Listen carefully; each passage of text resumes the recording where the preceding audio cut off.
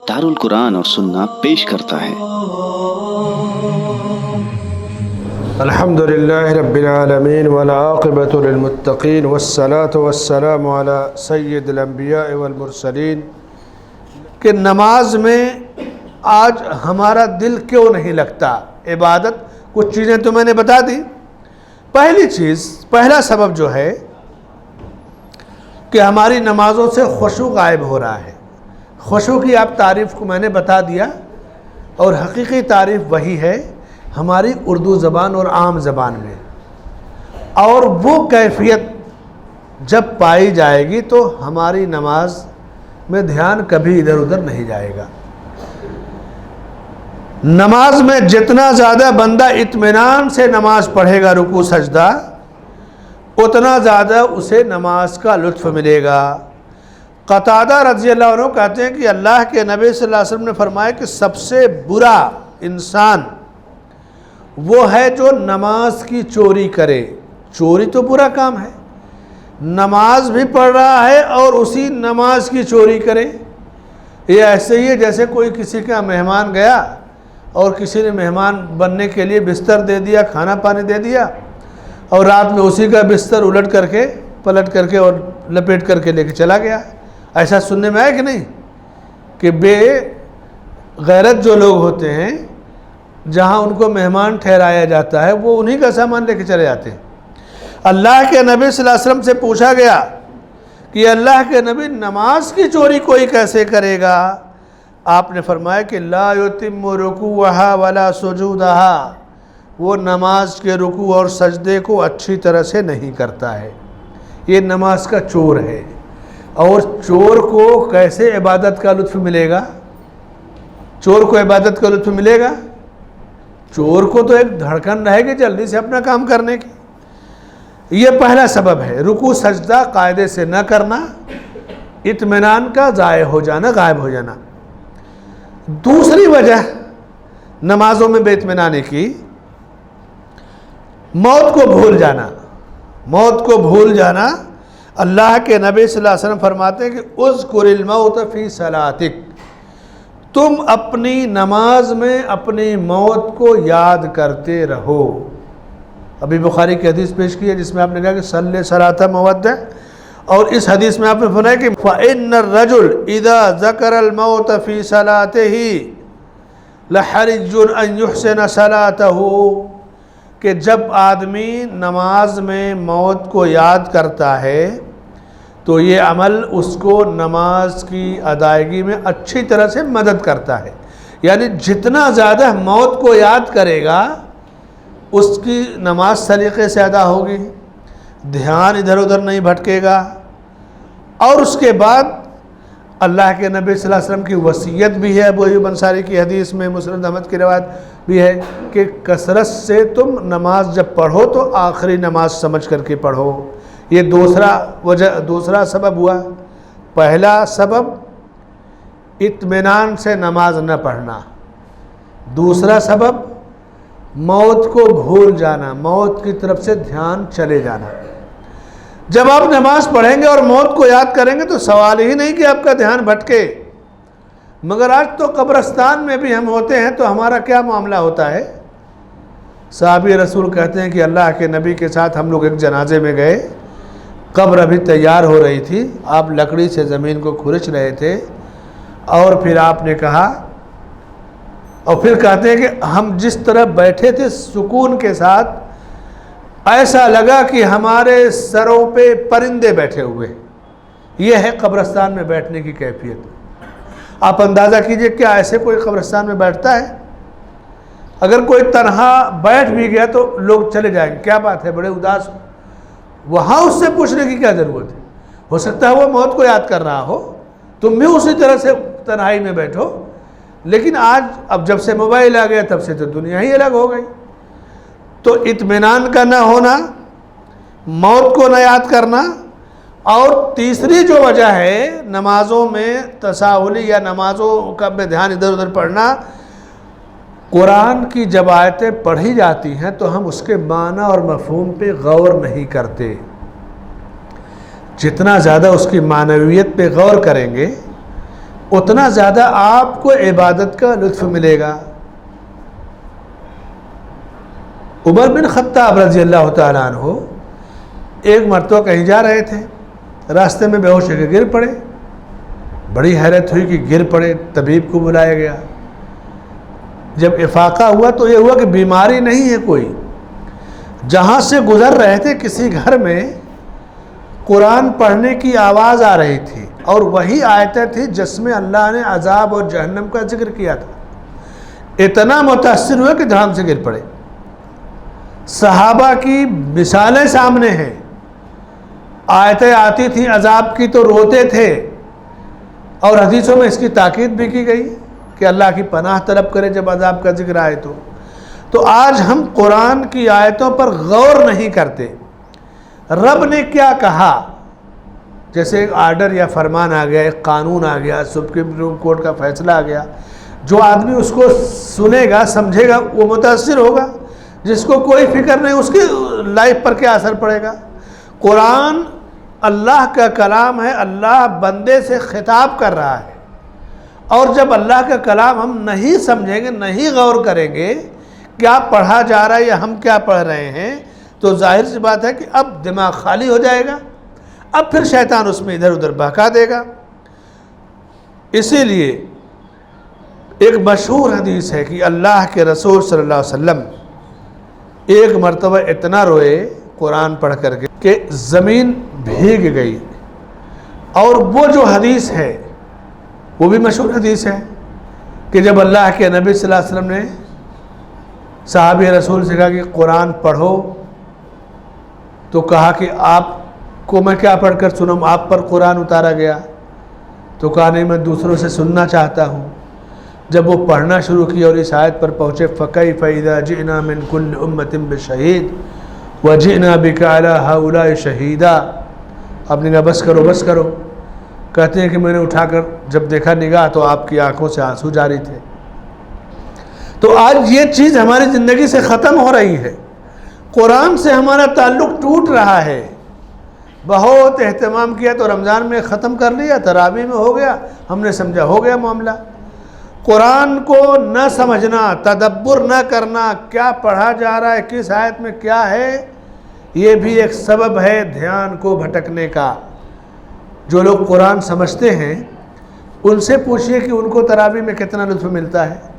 جو نہیں سمجھتے پڑھنے کا اجر تو پائیں گے، لیکن جب نہیں سمجھ رہے ہیں کیا پڑھا جا رہا ہے تو اب دماغ خالی ہو گیا ان کا، شیطان وہاں جگہ بنا لیتا ہے۔ تو یہ تیسری وجہ ہوئی۔ چوتھی وجہ دھیان کو بھٹکنے کی یا نماز میں جو توجہ ادھر ادھر چلی جاتی ہے لطف نہ ملنے کی، کہ بندہ قرآن کو غور و فکر کے ساتھ نہیں پڑھتا ہے۔ ایک تو یہ ہے کہ قرآن پڑھا جا رہا ہے سمجھتا نہیں ہے، دوسرے کہ اس کے معنی مفہوم، اس کا پیغام اس پہ نہیں غور کرتا ہے۔ قرآن میں، پورے قرآن میں 3 صورتیں، 3 چیزیں بیان کی گئی۔ پورا قرآن 3 مسائل پر مشتمل ہے۔ پہلا توحید، دوسرا رسالت، تیسرا آخرت۔ توحید، رسالت، آخرت، یہی 3 باتیں پورے قرآن میں تفصیل سے ہیں۔ توحید کی پوری تفصیل ہے، رسالت کا پورا پیغام ہے، اور آخرت کی پوری تفصیل ہے، اور یہی دین ہے، یہی زندگی ہے۔ توحید، رسالت، آخرت، یہی دین، یہی زندگی ہے۔ اسی لیے قل هو اللہ احد کو ایک تہائی قرآن کہا جاتا ہے، اس لیے کہ اس میں توحید، رسالت، آخرت، تینوں پیغام موجود ہے۔ چوتھی جو وجہ ہے، ہم جب مانگتے ہیں اللہ سے تو یقین ہمارا نہیں ہوتا کہ اللہ ہمیں دے گا۔ حدیث میں منع کیا گیا ہے کہ کوئی یہ نہ کہے کہ اللہ اگر تو چاہے تو یہ دے دے، نہیں۔ ادعوا اللہ وانتم موقنون بالاجابہ، اللہ سے مانگو تو پورے یقین کے ساتھ مانگو۔ آج ہماری جو دعائیں ہیں یقین کے ساتھ نہیں ہوتی ہیں۔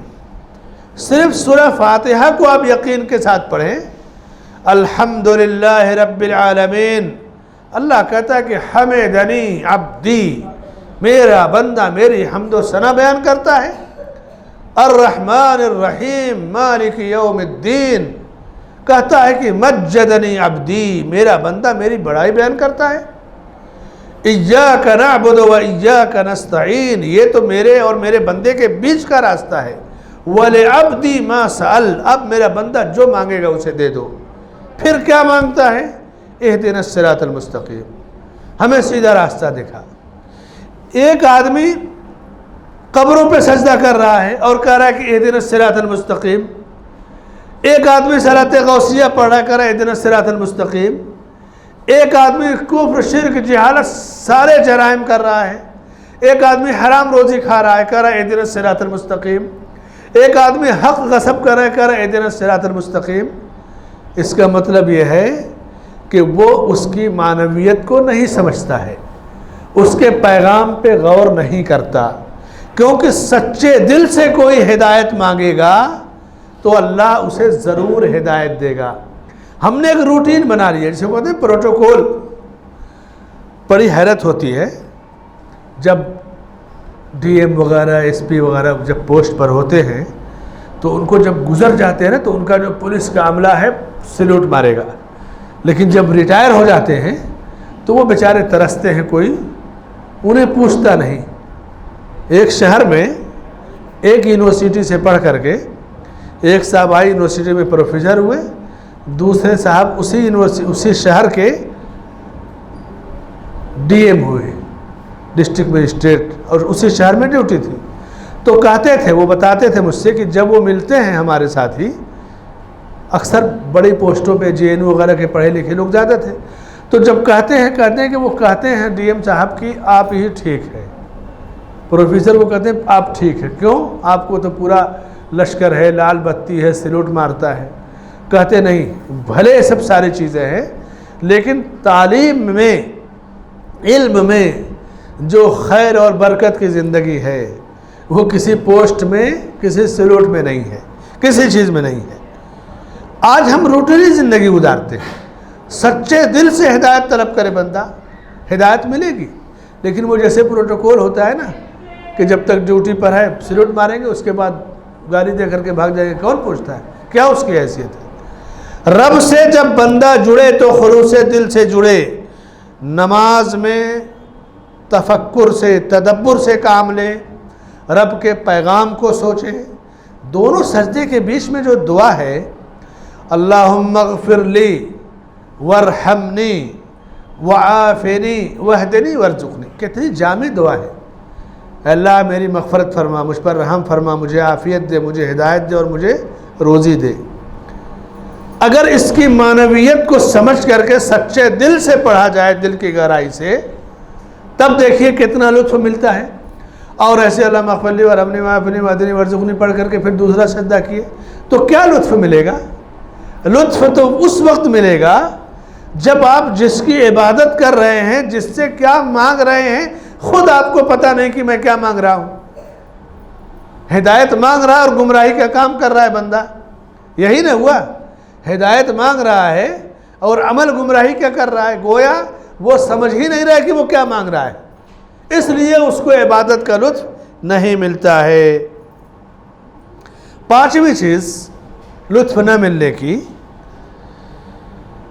बंदा जब नमाज पढ़ता है, ये अक्सर काहली हमारे यहाँ पाई जाती है, सुतरा के बगैर नमाज नहीं पढ़ना चाहिए।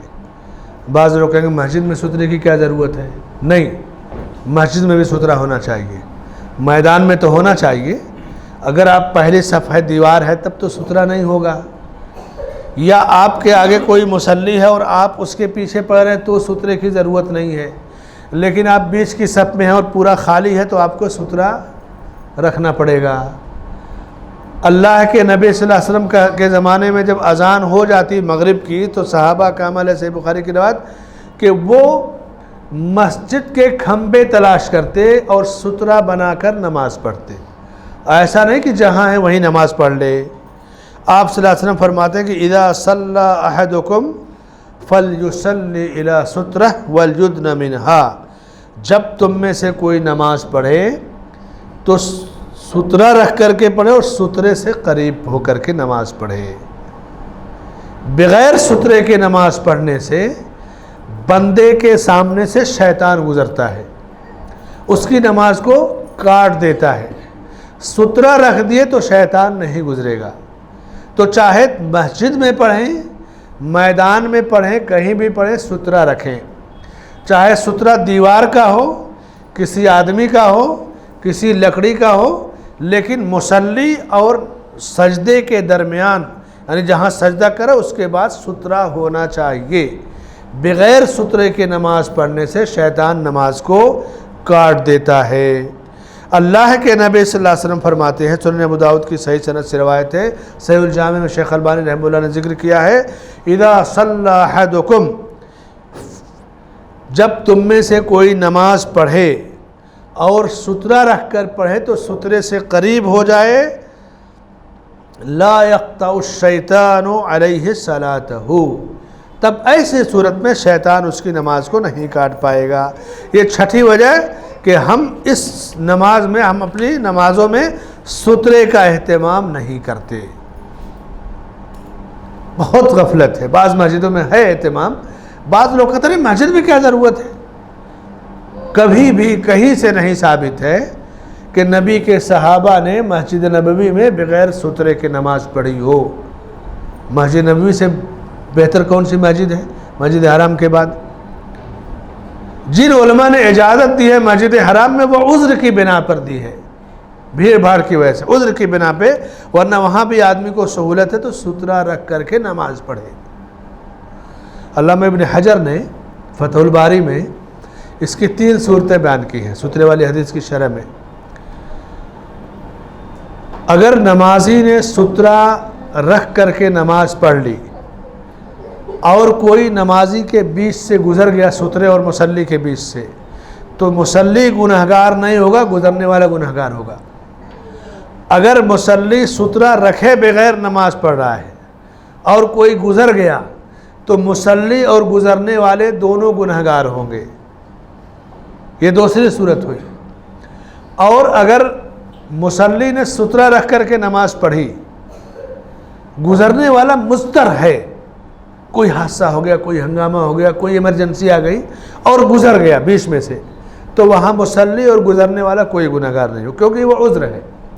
لیکن بغیر سترے کے نماز نہیں پڑھنی چاہیے. 7ویں جو وجہ ہے،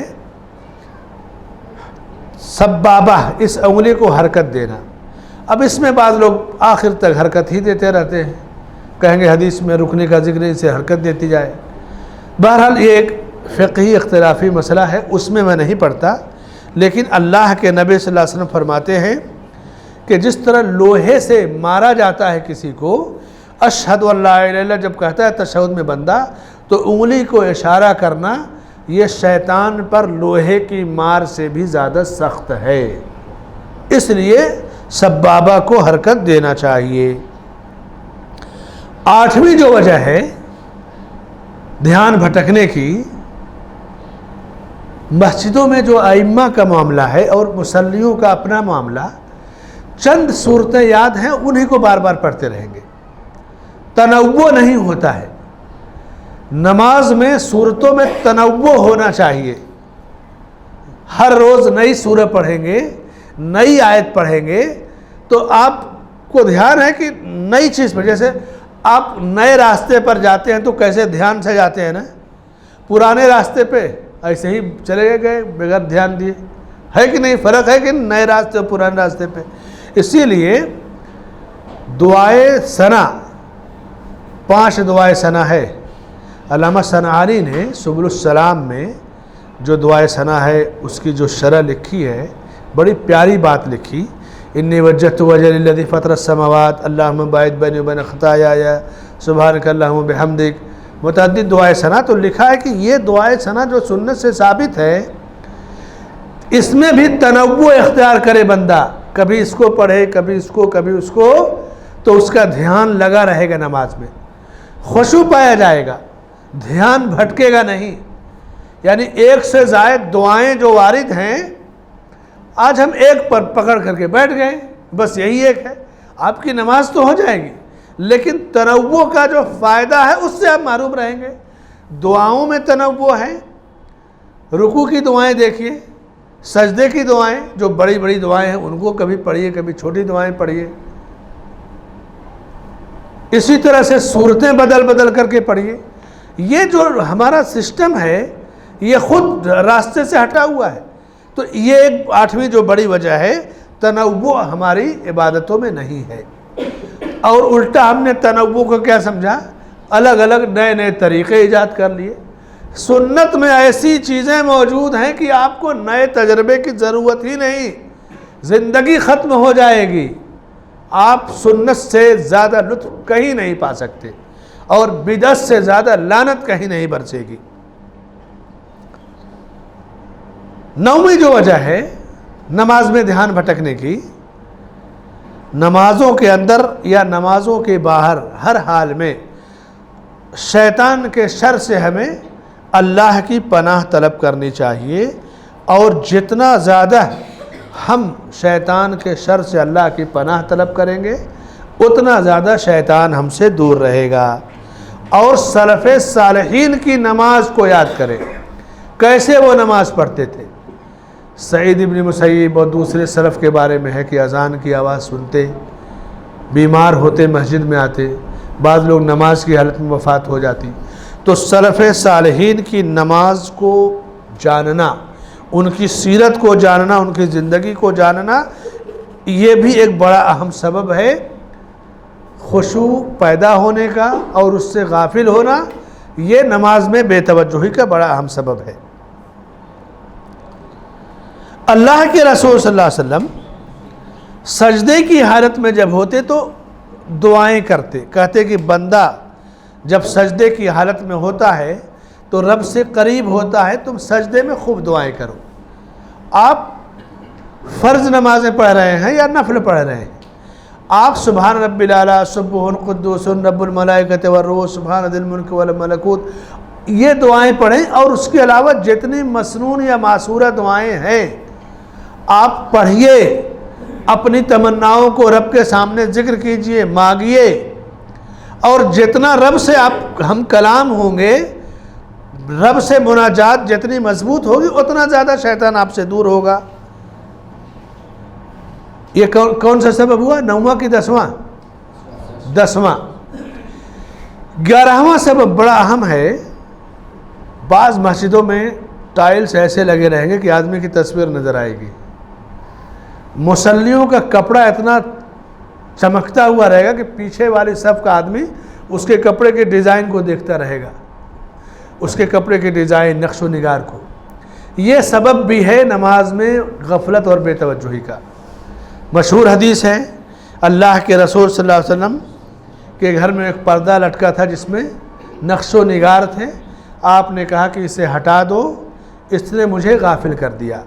وہ مسجد دارالفتہ کی جو مسجد ہے ریاض میں، جہاں بڑے بڑے علماء اور مفتی صاحب وغیرہ نماز پڑھتے ہیں، ہم تو ظہر میں رہتے ہیں، آپ کبھی چاہیں اللہ تعالیٰ توفیق دے، پوری مسجد آگے بالکل سادہ ہے کہ مصلی آگے دھیان دے تو دیوار صرف ہے.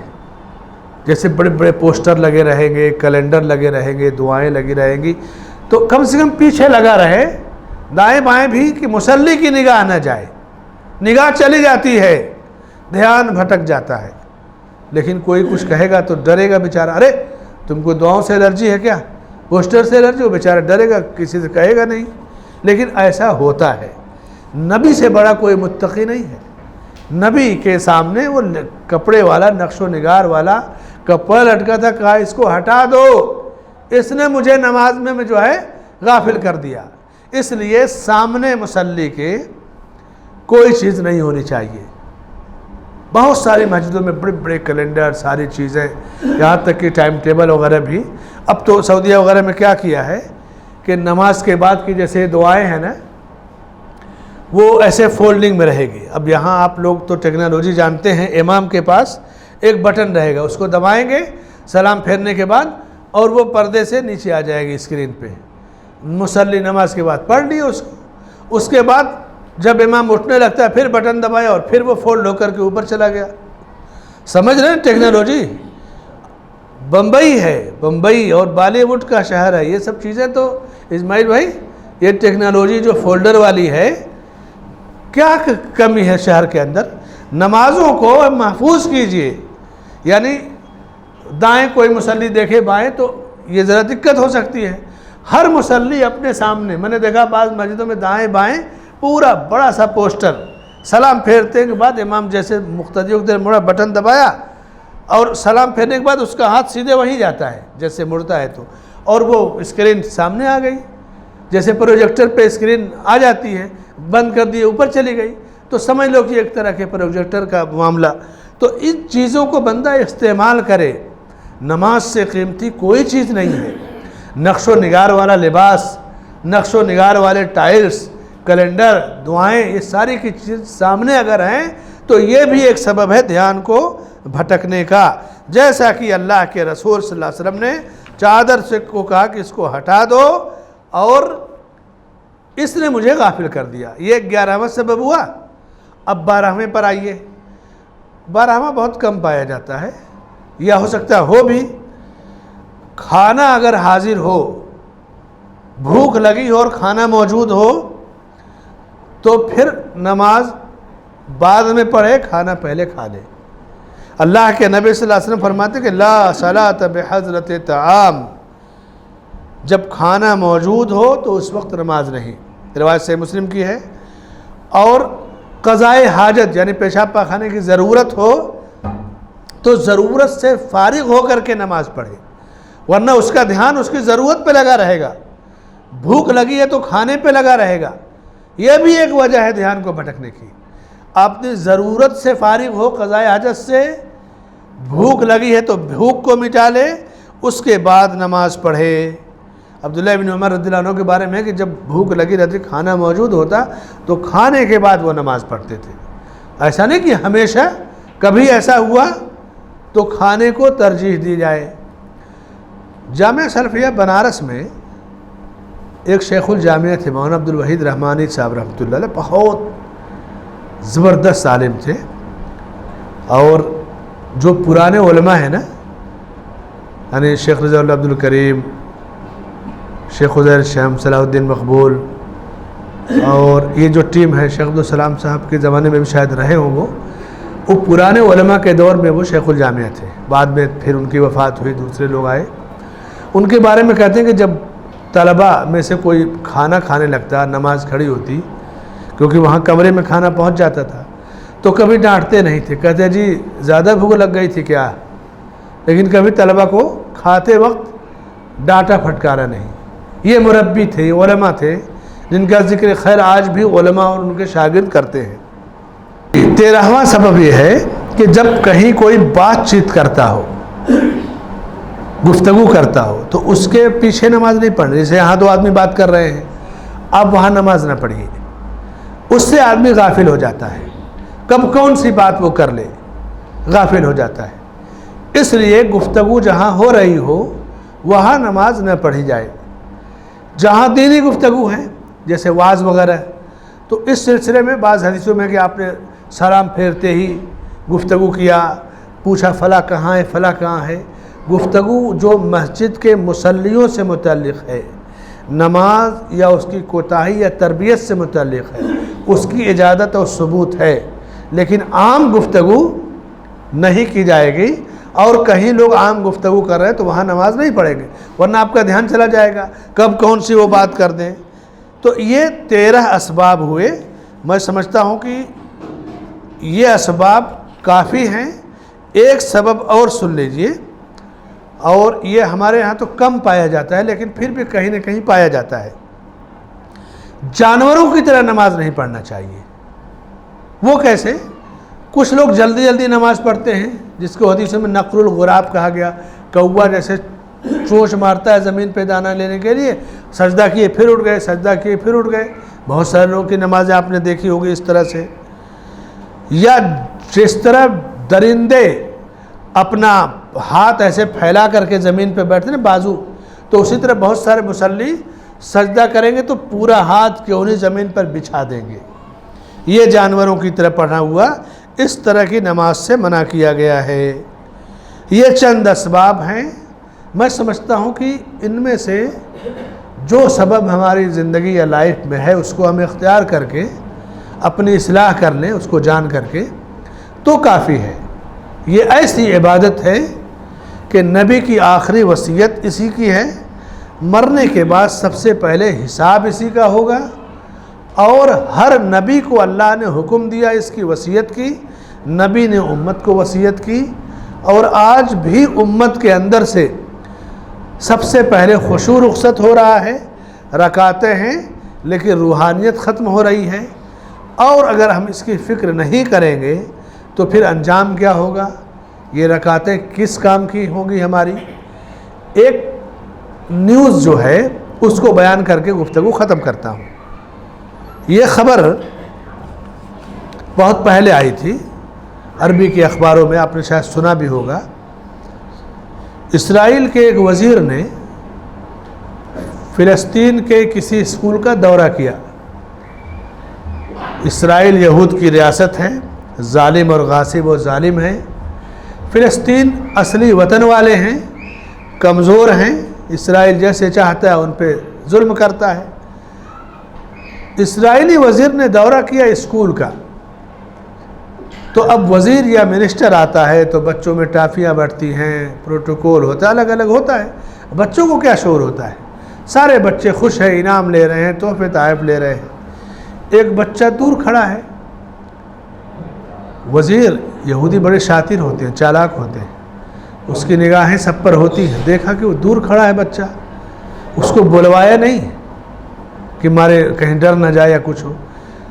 پروٹوکول توڑ کر کے اس بچے کے پاس گیا، پوچھا کیا بات ہے؟ سارے بچے مجھ سے انعام لے رہے ہیں، خوش ہو رہے ہیں، فوٹو کھنچا رہے ہیں، ہاتھ ملا رہے ہیں، تم دور کھڑے ہو، کیا پریشانی ہے؟ دیکھیے جرأت بچوں کی، ایمان کی جرأت کہیں بھی رہتی ہے، وہ چھپتی نہیں ہے۔ کہا اس لیے کہ تم یہودی ہو، مجھے میری ماں نے سبق سکھایا ہے کہ یہودی ظالم اور غاصب ہیں، ہماری زمین پہ ناجائز قبضہ کیا ہے، انہیں فلسطین سے باہر نکالنا ہے۔ میں تم سے ہاتھ نہیں ملاؤں گا، جب تک تمہیں بھگا نہیں لوں گا مجھے چین نہیں ہے، میں اسی لیے جیوں گا، اسی لیے مروں گا۔ یہودی وزیر نے، اسرائیلی وزیر نے کہا بالکل تم صحیح کہہ رہے ہو، اور میں یہ بھی کہتا ہوں کہ ہماری کتابوں میں بھی لکھا ہے کہ ایک وقت آئے گا کہ مسلمان یہودیوں کو قتل کریں گے، غرقت کا درخت انہیں بچائے گا، اور دوسرے درخت خود آواز دیں گے کہ یہودی کو قتل کرو، فلاں جگہ یہودی چھپا ہے۔ لیکن اس وقت کے آنے سے پہلے بھی شاید ہم یہاں سے نکلنا شروع ہو جائیں، لیکن سنو، وہ مسلمان نہیں ہوں گے جو آج موجود ہیں، وہ مسلمان وہ ہوں گے جن کی جمعہ کی نمازوں کی جو صفیں، جو تعداد لگتی ہیں، جب فجر کی نمازیں اس طرح ہوں گی، آباد ہوں گی مسجدیں، تو جب ایسے مسلمان ہوں گے تو ہم خود ہی چلے جائیں گے۔ سمجھ رہے ہیں نا؟ یہ آخری پیغام آج کی گفتگو کا، کہ فجر کی نماز کی حفاظت آج ہم نہیں کر پا رہے ہیں۔ یہودی طنز کرتا ہے مسلمان کی ان نمازوں پہ کہ جب ہماری فجر جمعہ کی طرح ہو جائے تو پھر یہود نہیں، دنیا کی ساری طاقتیں تھرائیں گی۔ لیکن پتہ ہے کہ 2 بجے 3 بجے سوتا ہے ایک مسلمان۔ کفار کی زندگی اور مسلمانوں کی زندگی کا جو لائف اسٹائل ہے بڑی حد تک بڑے شہروں میں ایک ہوتے جا رہا ہے، اور ہم تمنا کریں گے فلسطین کو فتح کرنے کی، کفر کو مٹانے کی۔ دنیا میں کبھی کوئی قوم رب سے بغاوت کر کے، سنت سے بغاوت کر کے کامیاب نہیں ہو سکتی۔ ایک اور مثال بتا دوں، مولانا ابو العلا مودودی کا نام سنا آپ نے؟ شروع میں جب جماعت اسلامی قائم کی تو بڑا زور تھا، بڑا ہنگامہ تھا، سارے لوگ ان کے فین ہوتے جا رہے تھے۔ یہ فتنہ بمبئی میں بھی ایک صاحب لے آئے اور ہمارے نوجوان ان کے فین ہوتے جا رہے تھے۔ آج کل وہ دب گیا فتنہ، نام نہیں لوں گا، لیکن بہرحال ایک فتنہ ہی تھا۔ مودودی صاحب کا جب فتنہ آیا، وہ اس وقت مدینہ گئے، اور مدینہ یونیورسٹی کا جو کہ فاؤنڈر ممبر تھے وہ بھی بنائے گئے، فیصل ایوارڈ بھی ملا۔ ہوٹل میں ٹھہرے تھے، شیخ حماد بن محمد الانصاری مدینہ کے رہنے والے تھے۔ الانصاری وہاں کا خاندان ہے، انصار مدینہ کا، بہت بڑے محدث تھے، مسجد نبوی میں درس دیتے تھے۔ عصر کا شاید وقت تھا، مودودی صاحب وضو کر رہے تھے۔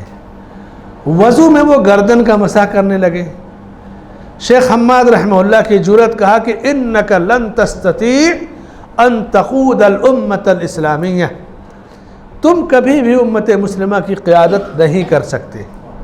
یہ جرأت دیکھیے کہ جب کوئی سنت سے ہٹا، چاہے دنیا کے فلسفے لکھ دے، تاریخ تفسیر لکھ دے، تحریک قائم کر دے اور جماعت قائم کر دے، شیخ نے کہا کہ تم ملت کی قیادت کبھی کر ہی نہیں سکتے، اس کے لائق ہی نہیں ہو۔ کیوں؟ وضو جیسی عبادت میں ایک غیر مسنون عمل تم نے داخل کر دیا، گردن کا مسح۔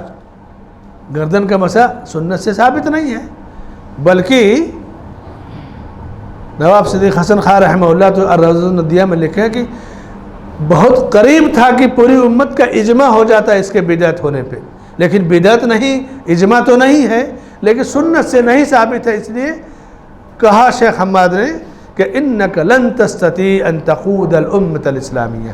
اس لیے میرے بھائی اور دوستو، اللہ سے ہمیں یہی دعا کرنی چاہیے کہ اللہ ہمیں ہدایت عطا فرمائے، صراط مستقیم پر قائم رکھے، اور عبادتوں میں ہمیں خشوع اور خضوع عطا فرمائے، تلاوت میں خشوع اور خضوع عطا فرمائے۔ نبی صلی اللہ علیہ وسلم جو دعا کرتے تھے، اللہم اجعل القرآن ربیع قلبی ونور صدری، اے اللہ قرآن کو میرے دلوں کی بہار بنا دے۔ آج تو ہمارے لیے بوجھ بنتے جا رہا ہے قرآن۔ آپ سوچئے کہ نبی دعا کرے میرے دلوں کی بہار بنا دے، آج ہم قرآن سے کتنا دور ہو رہے ہیں۔ جو کچھ بھی کمی ہے وہ کمی ہمارے عمل کی ہے، ہمارے نیتوں کی ہے، ہمارے کردار کی ہے۔ جیسے جیسے ہم اس کی اصلاح کریں گے ویسے ویسے ہم آگے جائیں گے اور سلف صالحین کی زندگی سے قریب ہوں گے۔ اللہ ہمیں ایمان اور عمل کی توفیق عطا فرمائے، ہمارے گناہوں کی مغفرت فرمائے، عبادتوں کا ہمیں لطف عطا فرمائے، ہماری نمازوں کو قبولیت عطا فرمائے، ہماری عبادتوں کو قبولیت عطا فرمائے، آمین۔ وصلی اللہ علی نبینا محمد وعلی آلہ وصحبہ اجمعین۔